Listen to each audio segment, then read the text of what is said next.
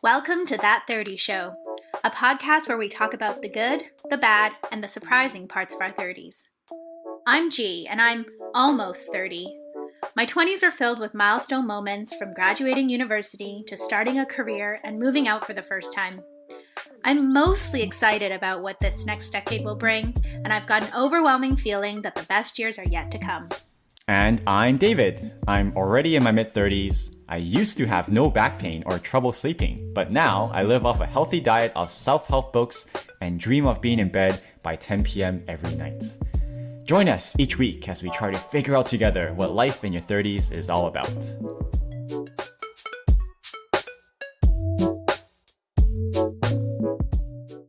Welcome back to That 30 Show. Hey, Happy G. Sunday, guys. I'm excited for this episode.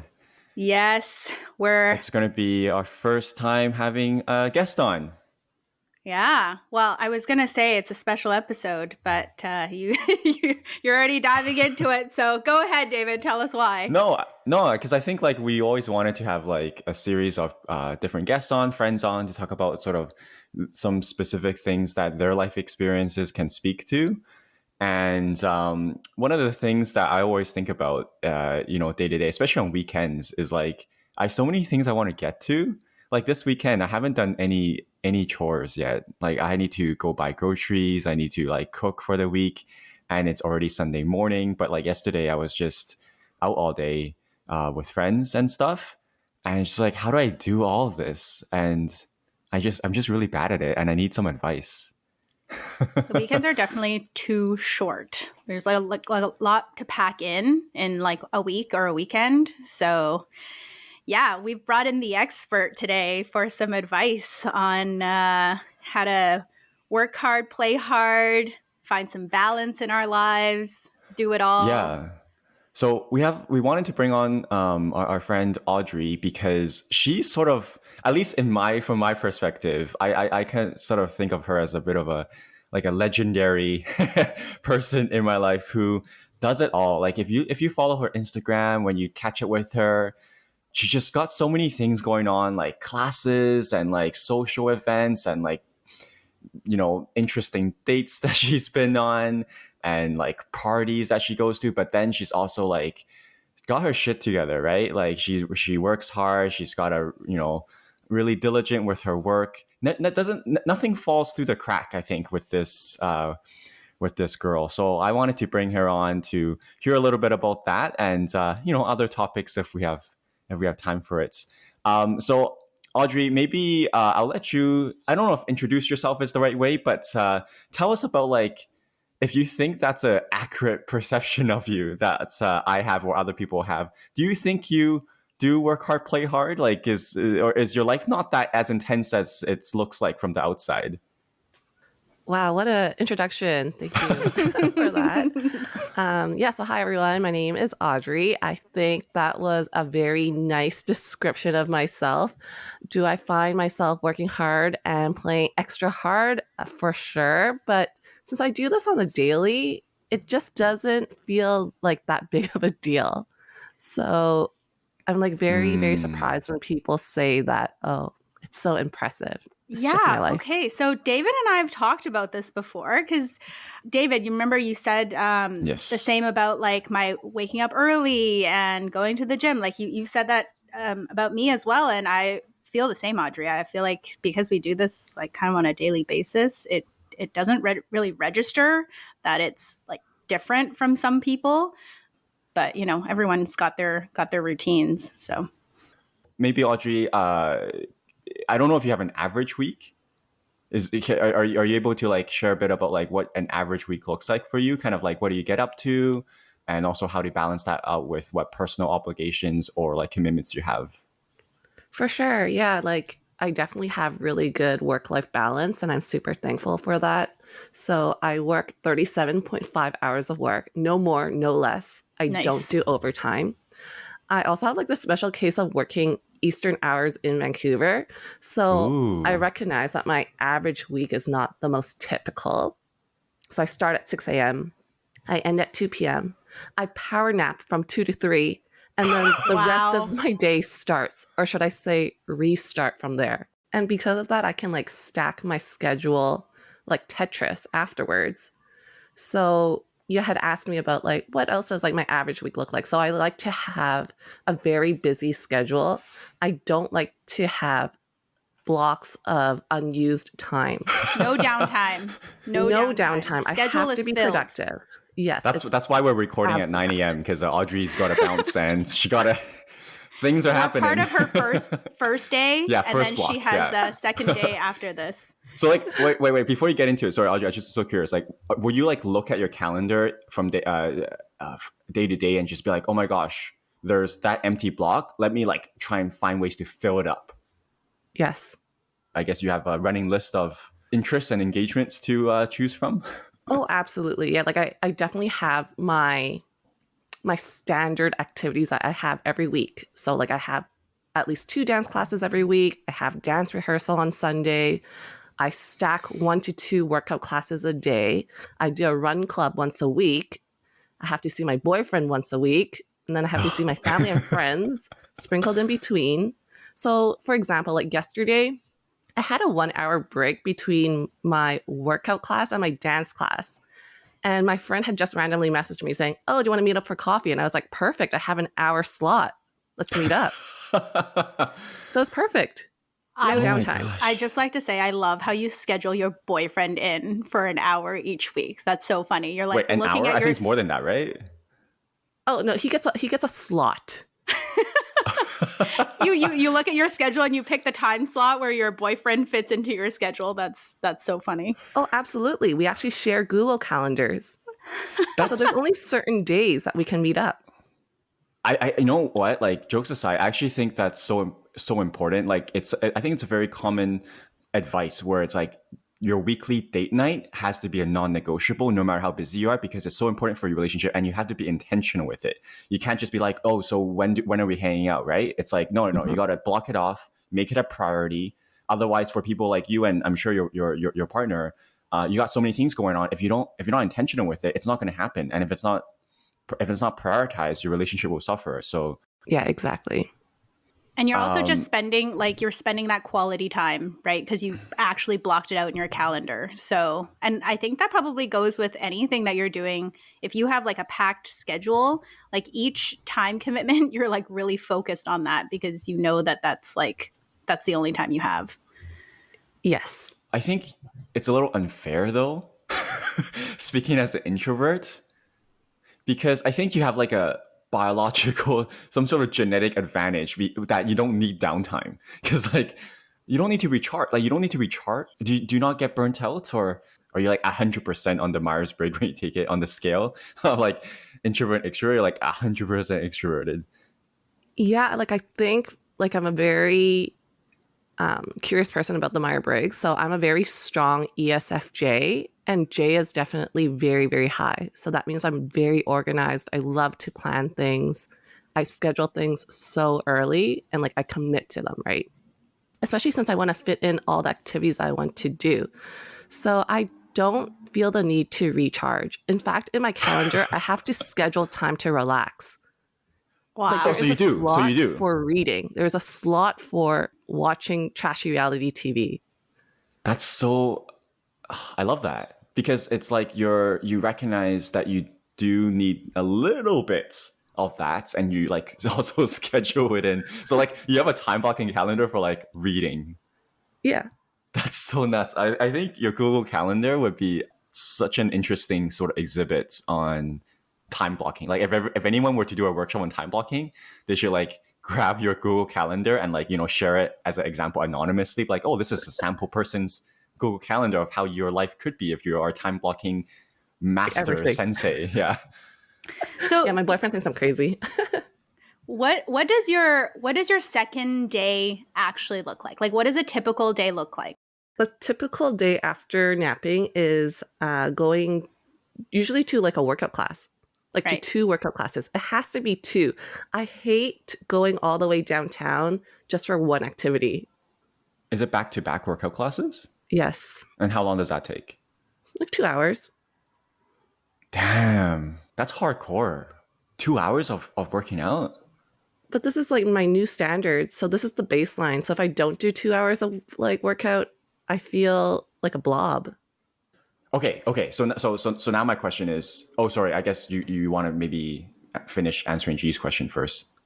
Oh, so yes, it's 2 workout classes. And then afterwards, because I'm such a foodie, I would tend to go out to eat, say with a friend or something. And if it's not a restaurant, sometimes there's like activities around the city. Like I like to be plugged into, like festivals or events hosted by certain organizations or associations. So I would tend to go to those as well. So I just find opportunities to do that or just go home afterwards. Audrey's a real socialite. She'll She get is. invitations Social to like butterfly. VIP things and like openings, grand openings. If there's a new restaurant that's opening, she probably has an invitation to go try out the food or something like that. It's because she attends them. Everyone would want to invite her because she attends them. So, she actually goes. But do you think that your lifestyle is also the way it is because of your like where you live and the proximity to like the central, like where all the hustle and bustle is? To be honest, if I actually lived downtown, I think I'd be out even more. I wouldn't be at home ever. All right. You can live in the tiniest like one, not even a 1 bedroom, like just the tiniest A shoebox. Yeah, just a Yeah, shoebox. like what You I never have there. You is a just need to studio. sleep. You just need to sleep there. That's like when you go on vacation. As at least for me when I'm young, I'm like I'm going to spend the least amount of money on my accommodation because I'm literally there just to sleep. Yes. So that's maybe you. Okay, so my question is, this is fine. Like I think, if you're extroverted, if you don't need that recharge time, everyone would love to work out. Well, not everyone. A lot of people would love to work out and like have fun, go out and stuff. But especially in your 30s, you have a lot more personal obligations. You got to manage you have chores. I spend so much time of my life doing my chores. How do you manage that side of things? Yeah, I think, again, because I have the benefit of working from home, like working remotely, I can still do chores kind of throughout the day. So like even during my lunch hour is 9 to 10 a.m. in Vancouver. So I could do chores then. I can meal prep then. Chores to me, I like to do them right away. Like some people who pile the dishes before they do it. I will just do them right away. Like after lunch, I'm gonna wash my dishes. That's my goal for this year. I would like to procrastinate less and get on my chores as soon as they're there. So, yes, very inspirational. Okay, what about food? Sorry, I keep asking about this because food takes up so much of my time. Do you live on your own? Do you live with family? Yes, I live with family right now. And so I guess food is much easier because there's so many people who like to cook in my family. So we're actually all fighting for kitchen space at this point. And when we cook for the entire family. So we tend to overcook. So then I have leftovers. So I cook maybe a couple times a week, maybe like 3 meals. And that's all we need. Sounds like David's dream. That sounds like an amazing household to be in. That there's always, it's like, I feel like it's like the Hogwarts like grand hall version of a home where like food just like there's nonstop food that appears on your plate. You finish something and then like it just refills automatically almost. Oh yeah, that's amazing. Okay, do you think that so Audrey is turning 30 this year. When's your what month is your birthday? Mid-July. Ooh. So come July, you're gonna be in the 30 club. Like what are the biggest changes do you think are coming in the next like 5 years? Like do you think this food situation, for example, if you move out or anything like that, like do you think that will impact your ability to work hard, play hard to the extent that you do right now? Yeah, so say I move out, I actually don't think it changes my situation at all. So I used to live alone also in Ottawa. So Okay. I like managed all like my own food and everything. And to be honest, I'm like a very quick cook and I'm fine with like meal prepping and eating leftovers. And so I don't think it changes my situation per se, but say in my 30s, I think with more disposable income, I feel more inclined to also go out to eat. So I do see perhaps an upward trend. I know this is the opposite of what many people say. Oh, you should like save more. You should stop eating at restaurants, etc. But you know what? I'm just going to say it. I have a certain lifestyle and I like what I like. I like going out to eat and trying out new foods. And in my 30s, I value time with my friends. And so we tend to go out to eat together. That is a functional friendship. It's better than going out drinking and taking shots. You might as well have a good meal. So So when a lot of people, as they enter their 30s and then they're like, I don't know, making certain financial decisions, they're maybe pulling their foot a little bit off the pedal a bit. For Audrey, it's like slamming it down all the way to the bottom. We're going not just full speed, but turbo speed. No stopping. Yeah, I mean, I think it's not? like what you said, Audrey, right? It's kind of like what you value at that point in your life. So maybe some people value that more in their 20s when they, like make a little bit of money and they spend it all on everything. And then others were worried about kind of like saving up for whatever they have going on later in their life. So like now that you have more disposable income, it's like, okay, well, what do I value? Do I value saving that, or do I value spending my 30s with my friends? Do you find that there was a difference between your early 20s, like in terms of your lifestyle in your early 20s and sort of now? Oh, for sure. Oh my goodness. When I was in my 20s, I lived a very crazy life. And I did have some disposable income because I started working pretty early. So I was just spending it so frivolously. Like I was having a crazy party life. I was just going out all the time. I was like buying designer for some reason. And people know me now. Like I'm not a designer girl. Like I don't see the value in it. But Yeah, what was you're I practical. doing when I was 20? Like what a waste of my time and money. Yeah. So now lessons learned. I was going to say, so now are you feeling like you're spending money, like you're still spending money, but it's more like intentional and you're spending it on things that you really value? Like, for example, you go to workout classes and like you like fine dining with friends. And so is that the shift from your 20s and your 30s? Absolutely. Absolutely. I think 20s? it was like, yeah, in my early mid 20s, it's more like materialistic items. And now I'm shifting towards like experiences, like food, kitchen appliances. Like it has to be multifunctional at this point. Yeah, for sure. Do you find that like as you've gotten older, have more life experience, get to know yourself a little bit more, that you are making these intentional choices based on an evolution of who you are as a person and what you realize that is important to you? Because I think a lot of people, as they get into their 30s, they have a better understanding of what is important to them in their life and they make decisions accordingly, not just with money, but even with time. They realize like, oh, why am I spending time with these people that like, like there's always does this talk about like, oh, let's cut this toxic people out of your life. But with your calendar being so busy, do you find that you do have to say no intentionally because you want to make sure you're prioritizing what is important to you in your life and what you spend time doing? Yeah, I think that's like a great question. So I do think that friends, especially in your 30s, are chosen. When you're in high school, your friends are given to you. Like that's already an established friend group. So when you're in your 30s, you get to choose who you actually spend your time with. So if there are people that don't spark joy in your life or like don't add any value, because friendships are still a relationship. So if they don't add, any emotional, intellectual, like well-being to your life, you just remove them. And honestly, if you're having this conversation like with yourself in your head, clearly you're not like friends. Like you're just like more acquaintances. So I do tend to kind of have a mental spring cleaning of friends. Whoa. Damn. When am I going to get the broom? Friends. Yeah. In our early 20s, I feel like when we had kind of less going on aside from school, we saw each other like all the time. And it was just like, just hanging out, like shooting the shit, sitting there, whatever. But now you have so many more obligations and other things on your schedule that like hanging out with friends is, you got to time block it and you got to choose like who you actually want to hang out with.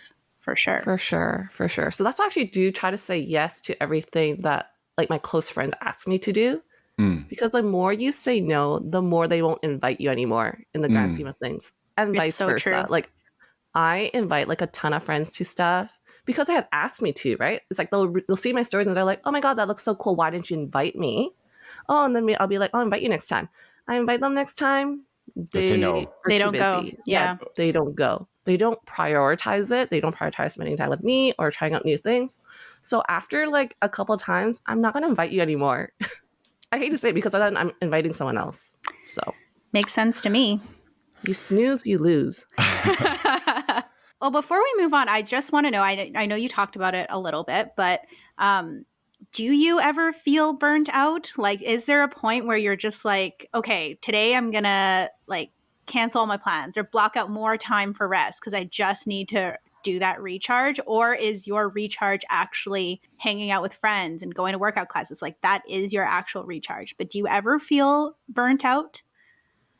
No, I never feel burnt out. In fact, I love that. I feel so nervous and restless when I have nothing planned. Like, for example, when I'm sick, when I had that sprained ankle, that was like the worst time in my life because I couldn't work out. I couldn't go anywhere. I was like bedridden. It was so annoying. So, Do you have any advice, I guess? Because it seems so natural for you, and that's fine. But I'm just wondering how relatable your energy levels are. Like, if someone is wanting to do more with their life, but often they feel unmotivated or they feel like it's just too much. I don't know if you have any, not advice, but is it just how you're wired? And others, if they want to do that, but they can't, it's just it's just too bad. well, I don't think it's too bad. I think that this is like a skill, prioritizing and getting to maybe this level of energy is a skill and you just have to practice it. It's prioritization in the sense that if you really want to do something, you would, and you have to also like set boundaries like for yourself, of course. But I think that if you put your mind to it, you can honestly do anything. You can just try your best at it. And I think personally for me, it's that I get a little annoyed by incompetence. So if you're just striving for perfection for yourself, you can just do it. I don't know what else to say. Maybe this is too strong, but you're going to have resentment towards yourself if you don't do something. This is why when I actually write resolutions, I'm going to do it. Like if I say I'm going to do something, just do it. Maybe some people just need more words of encouragement. Mm-hmm. Maybe.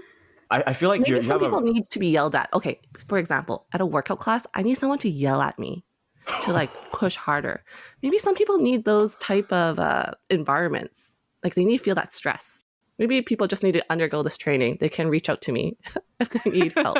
If you want Audrey to yell at you every day, please email. Drill Sergeant Audrey. No, I think that's accountability. As far as accountability, friends or partners go, like you would probably be one of the best ones out there. I really like what you said, Audrey, earlier about like not wanting to feel resentful towards yourself about not essentially. From what I heard, it sounds like you don't want to be frustrated with yourself because you're not achieving your potential. Like you don't want to go have any potential untapped. But it's really hard. I know some friends who just don't have that drive and I want to motivate them to like realize that life is about embracing the hard things, is about improving yourself. But I don't know. Keeping the promises that you make to yourself. Yeah, I think a lot of people are just pretty content being stagnant in their life. Yeah, like people have to recognize what they want and need. You could only give so many suggestions until you know that it's their personal choice. But you can only educate them or let them know or lead by example in a sense, right? So for me too, it's like I kind of also treat everything as like a cost. So I do like cost benefit analyses in my head all the time. So that's why, like, for example, I keep harping back to these workout classes, but it's only because I pay, a significant amount of money for them. So I try to daily cost average it. So I need to go, like have to force myself to go. And then it becomes a motivator. So then it's an easier way for me to get my butt to the gym. Yeah, if you think about it as a common way. How much am I paying per class? And the cost goes down significantly the more classes you take, right? So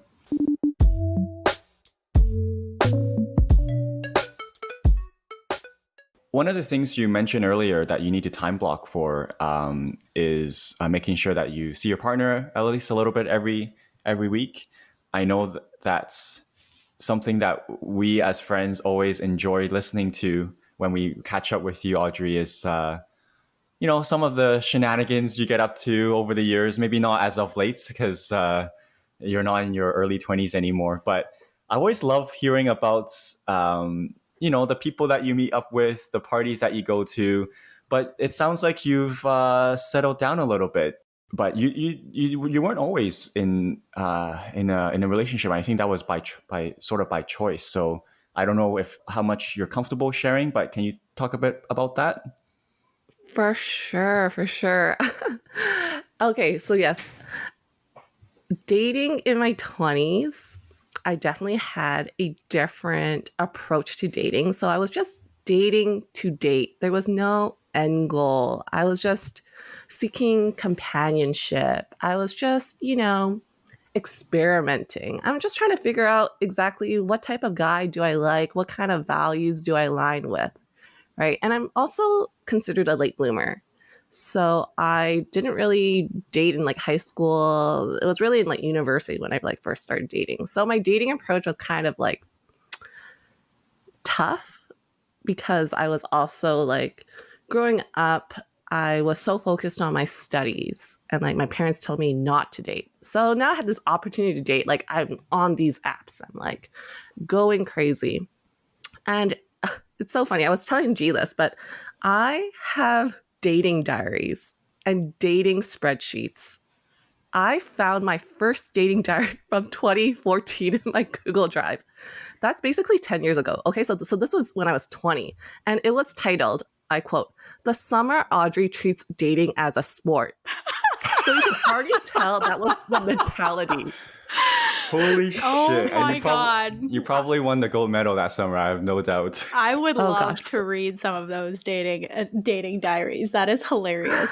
So that's a 2014 diary. So, and then in 2022, this was just last year before I met my boyfriend, it was a dating spreadsheet with subcategories.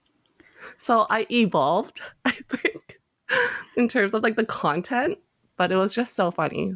That doesn't surprise me at all because you have this Google calendar full of like scheduling, and that's just who you are. You like organize, you put everything in spreadsheets, and you're like, it's like exactly what you're looking for doing, and then you're putting them into like little categories. But I've heard about this spreadsheet, and I'm very curious. We've all heard about this spreadsheet, this legendary. What goes into this spreadsheet? Like, what are the categories? What's going on in there? Okay. I'm looking at the spreadsheet right now. It's hilarious. I have the name, the app I met them on, their age, their alleged height, their actual height. Wait, how do you know their actual height? Do you like bring a measuring stick or something to your dates and be like... You would know if someone is lying about their height when you meet them in person. Because you know how tall you are, right? So yeah. Gotcha. That's hilarious. And then I have their occupation. Yep. I have a category called text game. So like how we had interacted before. Is that just like a good, bad, average? Like what is that? How do you... No, I have a descriptor here. Oh, like description. A description. Wow. Like what did we even talk about? I have the first date, like the date of the first date, the location, date details, and what we talked about. And the last category is so funny. I have a reason for failure. Oh my God. That's like imagine like an engineer building rockets, right? Like, and they have to like have a lot of test firing sessions. And every time it fails, they have to like mark down like, ooh, what was the point of failure? What do we have to fix? And you're like documenting it in this way. But you know what? That's intentional dating. Like you're making this down to like a science. Like yes, because I was going on so many bad dates and I wasn't finding a good partner. Oh, what's a bad date? Here, this is a bad date when I was in my 20s. July 19th, some research assistant. I don't even remember his name. He was just extremely quiet and introverted. We had blueberry pancakes for breakfast. The blueberries were memorable. That was the entry. This is so entertaining. You have to share a few more. Can you please find a few more to share of like bad dates? Here's another younger Audrey one. It's so funny. I had this guy message me so much on OkCupid. Okay, see, this is back in the day. Whoa, this is like the another OG dating app. Ugh, I'm like exposing myself here, but anyways. This guy made plans to see me from Ladner, so I really couldn't refuse. He seemed nice and cute and a little hipster. I just don't think it would work out. When I met him, he told me he's looking for a Korean girl, which I wasn't. So on to the next one. Oh my god! Wait, so I mean, you probably don't remember, but like they thought you were Korean, or they? Yes. So you know what? The days really haven't changed. You know, the guys are still the same, regardless of how old you are and how many years have passed. Like people are still, you know, trying to like categorize people, or they're looking for something specific. Anyways, this is in the entry I wrote. I should probably talk to the guy online a bit more before I meet up with them. Gotta vet them Pro a bit tip. more before you spend time, waste your time. What was a good first date? Can you share a good first date that you wrote down? Oh, a good first date. Oh God. Like even my writing style when I was younger was like so bad. This date was great. He was nice. He did not tell me he wanted a Korean girl. Yeah. Oh, I wrote, even my descriptions in the past were so weird. I thought this guy was really handsome with a nice shaped face. We decided to spend the day together and we watched the fireworks. And this was the first time he held my hand and he had some guts to kiss me. How romantic. You know, like, so there was still some good stories that I wrote. That's adorable. That's That so is cute. such a cute diary entry. Wow. So this spreadsheet, like, I feel What like was it's the purpose of this spreadsheet? I'm just imagining you like making a pivot table, like, and then filtering out what you liked and disliked. Like, what was the purpose of making this? Okay, so people also know about this about me in Ottawa. I was dating like a sport. Like I had a roster. You don't understand. I was talking to so many guys at one time. I had to keep my stories straight. So this was a repository for myself. You go on so many first dates and you have to like tell them about yourself, and it's like honestly the same story, like the same lines, like depending on the guys, like what should I tell him today? Should I tell him about like my sexy side where I'm like dancing in heels? Oh, should I tell him more about like my studious side, like I'm such like a hardworking public servant? Like should I tell him more about like my work? Like what side of me should I expose at this point? Anyways, I need a spreadsheet to keep all my stories straight, because what if I tell them about, oh yeah, I'm performing at XYZ and they don't even know that side of me yet? Awkward. Yeah. Oh, wow. So that makes organized. sense. Yeah. I think like even for the layperson who's not dating as a sport, yeah, I mean, without revealing too much, I think I can relate to that a little bit. Even if you're like, I guess because my memory's really bad. So even if I was back in the day talking to even just like 3 girls at the same time, I remember there was like maybe at least once or twice when I was like saying something. It's like, oh, I told you this, right? And they're like, no. And I'm like, in my head, I'm like, oh shit. Oh, it was the other girl. Yeah. Oh But that's the thing too, right? Like when you're younger, or like when you haven't found the one yet, you have to keep going on dates because time is limited. And of course, you don't want to put all your eggs in one basket, quote unquote. So you have to put yourself out there to see if really the one that you're talking to in the end is the one for you. So when you're dating with intention. So. Okay, so my question that I wanted to ask about the spreadsheet is, beyond it being a hilarious idiosyncrasy, if you will, about you, Audrey, would you recommend other people not to maybe do the exact same thing, but like, is this a tool or method or a practice that you think you would advise other people to find a way to replicate? I think that you can try to figure out what you're doing. In my case, I was also trying to figure out what I was trying to do, what I'm doing wrong.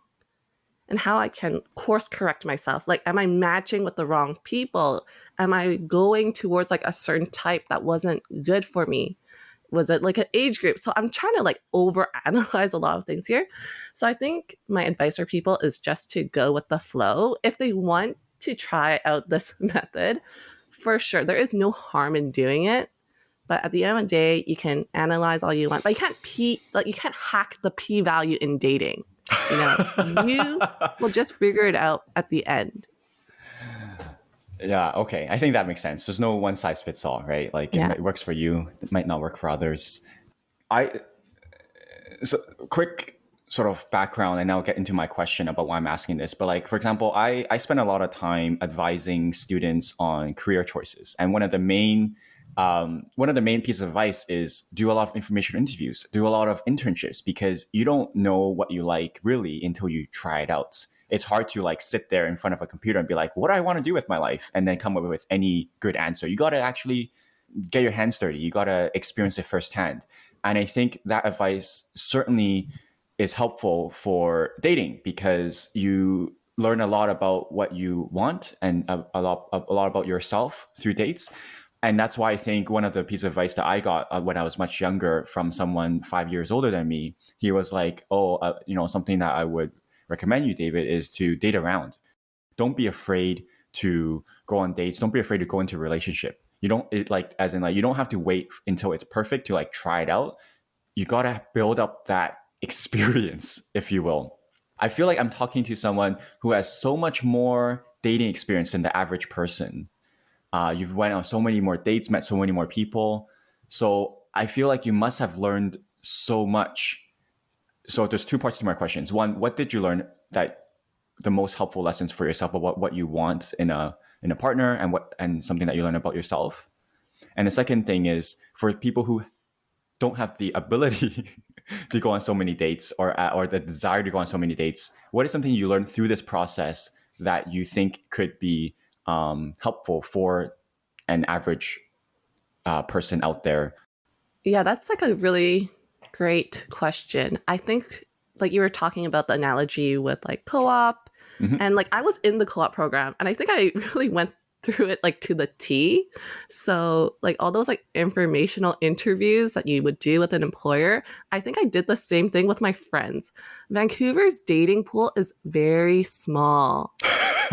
Everyone knows each other, especially when you're around the same age. And especially now that you're in your 30s, you will see the same people again and again on the dating apps, especially if they, were in a relationship and then they got out of the relationship, they're back on the apps. I've seen that before. Of course, G and I have also matched the same people. Oh, yeah, for sure. That happens all the time, right? That happens all the time. And then with our other girlfriends as well. There's a whole Facebook group dedicated to that now. Yeah. Yeah, so we like exchange notes, right? So this is, again, a way to get data points. And this is kind of bad to say, but if a girlfriend tells me, oh, actually, like, don't waste your time with that guy. Like, I went on a terrible date with him, or you know what, he was actually really mean or rude, I'm not going to meet up with them. So they are cut immediately. Damn. So take that information as you will. But of course, as people are dating, we're just trying to get a better sense of like the people that we're also meeting up with, like a stranger. So that's why I went on so many dates, because I was kind of fearless in that sense. Like I wanted to get to know people, especially when I was younger, I had so much more time.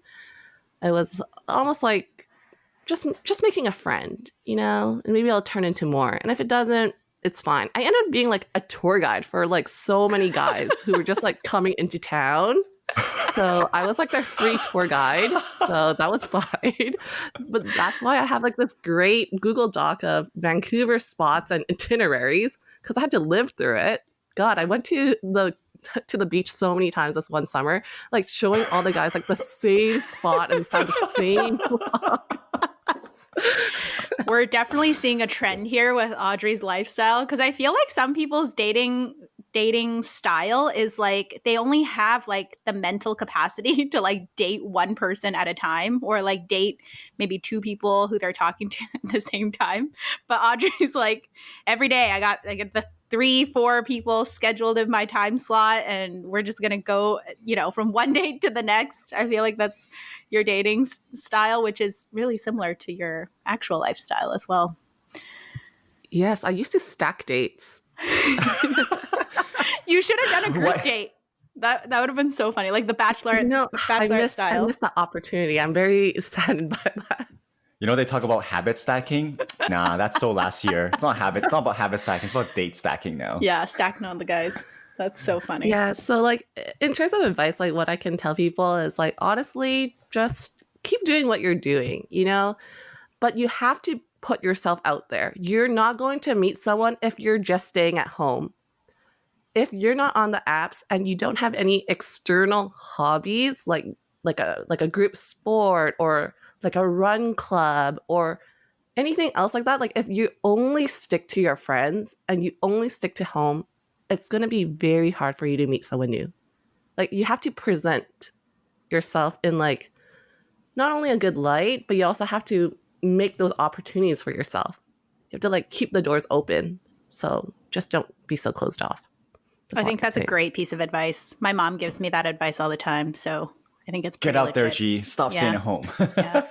Or like stop just pursuing hobbies that it's like only females. Like I hate to say it, but like for example, I dance a ton, but it's all girls, especially when I'm in a heels class.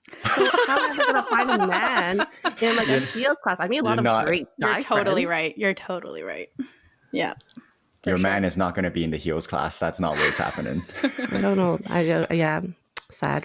So, you are in a relationship now. So was there a shift from your from your casual dating, to being more intentional with dating? And that's kind of how you found your partner now? Or was it through like just casually dating and then you just happened to stumble upon someone that you really clicked with? Yeah, so I guess like especially when I turned like 29, I was like, not that time is running out, but time is kind of running out. It's of the essence. Like I definitely want a kid. Like I want to have a child. So I'm trying to work backwards here in terms of my timeline. If I have a child, damn, like I should probably date this guy for at least a year. Probably need to get like engaged or maybe married. Maybe need to like figure out like our housing situation. Got to make sure the parents kind of like him and vice versa. Like that takes a lot of time. So if I want to have a child before I'm like 35, like how does that really fit into the grand scheme of things? So now I'm trying to date more with intent. Like my last ex-boyfriend, it was long distance and like we traveled the world together and we had so much fun and I don't regret it at all. But like honestly, it was just unsustainable. Like every 4 to 6 weeks in a new country, in a new city. It sounds amazing. Oh, I'm sorry, Audrey. David? Yes, I am. That is so. What a tough life. What a tough life. No, I'm teasing. It was just too difficult, like to actually maintain, that like emotional like connection and well, especially if what you want is like kids and to settle down and to have a house and all that stuff, right? Exactly. Like I was never going to move to the States. He was never going to move to Canada. So what was the point? The point was just to have fun that year and a bit. Yeah, I've seen those pictures. So I think that timeline that you mentioned, it's kind of funny, but everyone has that timeline. Everyone, and I hate to say this, but it's if you're interested in giving birth to a child, then I think that is unfortunately even more of a practical need to think about that timeline.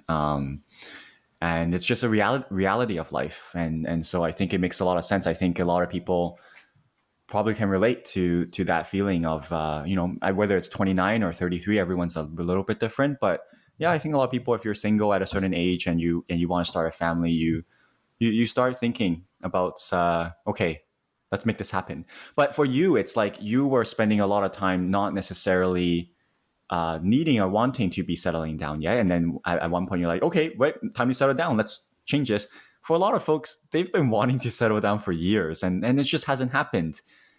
So do you think that people are, for those people, do you think they're being too picky, or do you think I don't know if you have any advice or thoughts, I guess, on this idea of settling? Yeah, like I don't like to use like the word settling, like that's just so like upsetting. Like it's also kind of disrespectful to like the other person because clearly like you chose that person for a reason. So why are you saying that you're like settling down with them? Um and like honestly, maybe I was part of the problem too, right? Like I like when I was like dating for fun, maybe some of the guys I was dating were also trying to like settle down and I just kind of like swerved them at the end of the day. So you have to really have clear communication with like your partner. You have to talk about like what you value and like what your timelines are. Like I feel a lot of people just skirt around the question like, oh, like what are we? Oh, like what do you actually want to like achieve in like the next couple of years? I had always swerved that question when I was younger. I was like, oh, I'm just like, I don't know. Like I was always chasing the next like life milestone. Like, oh, I don't know yet. Like I'm just trying to like graduate from like my undergrad first. And then I graduated from my undergrad and I broke up with my boyfriend to move to Ottawa. and then I did my master's. I did the same thing. So maybe this is a me problem. I recognize that. It's like, oh, like I'm moving back to Vancouver. I'm sorry, I don't think this is gonna work out. And I broke up with them. Yeah. Well, maybe So at the it's time because you were situational. dating casually. So it's not like you really wanted or needed to have those conversations versus now maybe that's more prevalent.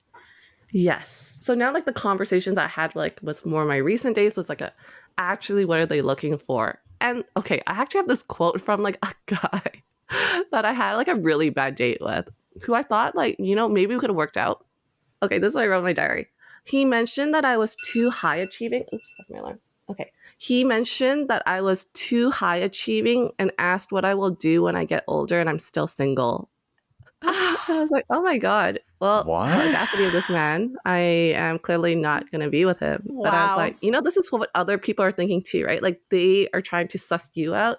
You're trying to suss them out. So you have to keep like open lines of communication. And like because I've went on so many dates, I kind of know exactly what I'm looking for in a partner now. Like I really place strong like value on like family relationships, someone who's like has good relationships with like their parents and family values. Like how would they, react around like children? Like how do they deal with stress and like uncomfortable situations? So, you have like the questions in your mind to ask the person now. Yeah. And that again goes back to because you dated so much, right? Like you through all of those dates, you kind of found out what you liked and what you disliked and you put it all into a spreadsheet and then Yes. you had it all figured out. Well, I think it's really exciting to see you. Having known you as a friend for so many years, see you find your other half, as people like to say. I kind of cringe at that, but yeah, it's a new chapter for Audrey. No more spreadsheets. No more spreadsheets. No more spreadsheets. You know what? I actually don't want to do the spreadsheet anymore. And it's the same thing with like work too, right? Like in your 20s, you're just like hustling. You're hustling, you're networking, you're just doing the most. Now I can focus my energy on other things, like nurturing that relationship. A spreadsheet for planning our next trip. That's birthday. Yeah, that's That's Yeah, exciting. we're going on 2 big trips this year. So, okay, also in your 30s, things just move along much faster.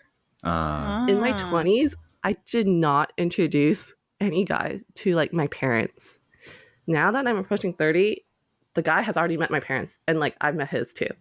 So it's just like moving at a faster pace because you know what you want now. Well, actually, you mentioned the timeline earlier, and what you're saying here. So, out of curiosity for you, and this is no right or wrong answer, but just for you, how long do you think is a good amount of time to date before you expect to be engaged? Because at some point, it's kind of like the ultimatum, right?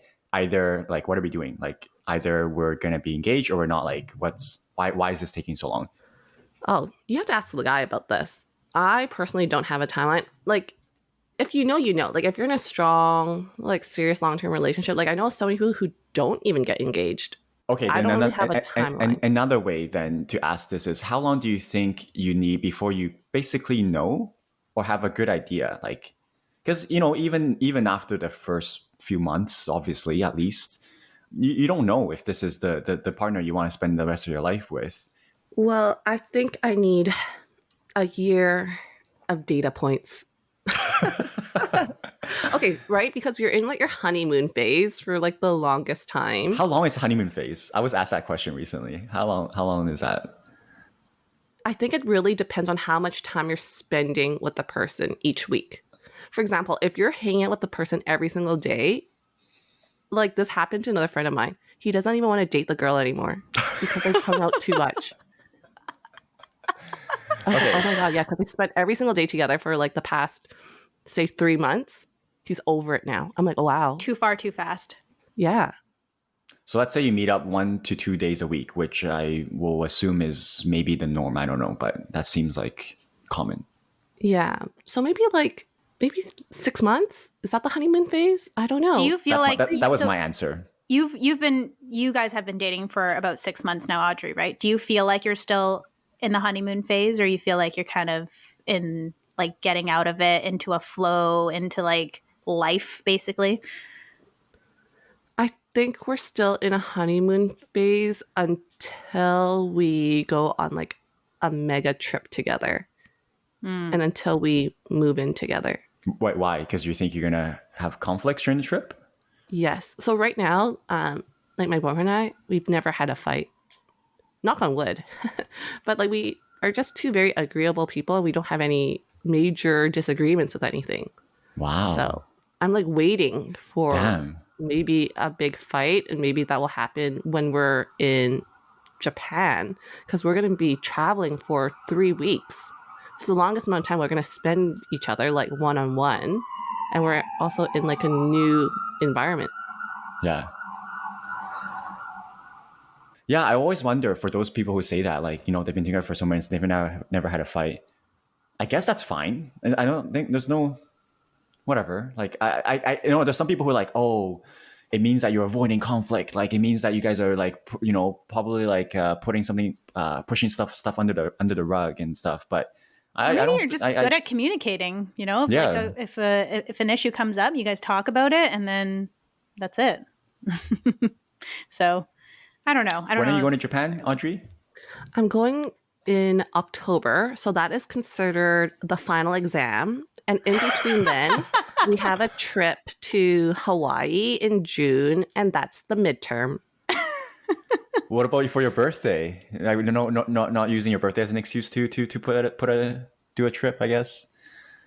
Well, he knows that for my birthdays, I normally go crazy. Last year, I rented out like a boat, like a Grey Goose boat. And like the year before that, like I always host like really crazy, extravagant parties. Like I love hanging out with my friends. I love bringing my friend groups together. So now for my 30th, I feel a little bit of pressure. Like I don't really know what to This is the big 30. You got a Great Gatsby the shit out of this. Yeah, So you need a cruise ship. Great Gatsby it. I either like, I don't know, book a venue, find a DJ, or I have to rent a bigger, better boat, or I have to just go completely incognito and like just go on a trip by myself. I'm still deciding. Okay, interesting. So speaking of birthday, I guess just to wrap things up here, because I know you gotta run to your fully time blocked day. I have no doubts. A lot of people, look at when they're reaching their 30s, you always had this idea like, oh, when you're 20, you have this idea of like, oh, when I'm 30, I'm going to be married. Oh, when I'm 30, I'm going to be this, I'm going to be that. How do you feel about starting this next decade of your life? What does turning 30 mean to you? Yeah, I think that I'm very excited for my 30s. I think that a lot of people are saying, the 30s are your new 20s. And I've seen so many women thrive in their 30s. They look better than ever before. Personally, I'm like the strongest that I've ever been at. So I'm super proud of that. Amazing. That's awesome. And I just feel like there's just so much more that I can do. And it's like a mental thing. Like I don't have the need or desire to like get blackout drunk anymore, which I used to in my 20s. In my 20s, I actually gave the permission to myself to get blackout completely wasted 4 times in a year. And it's so bad. Quarterly. I'm like, again, exposing myself here. But I used to was like, here's my credit card to the bartender. Have an open tab for me. You'll recognize me and give me any drink that I want. So now is it, do you allow yourself once a year? What is it? No, now is I don't even want to get blackout drunk. Like I can't even handle my alcohol anymore. I used to drink, like I used to rally so much, but that is just not my personality anymore. Like it's not really like I still party really hard, but I don't really need all those like substances anymore. You know? Mhm. So I I'm do just know. trying to choose a healthier lifestyle. Amen. All right.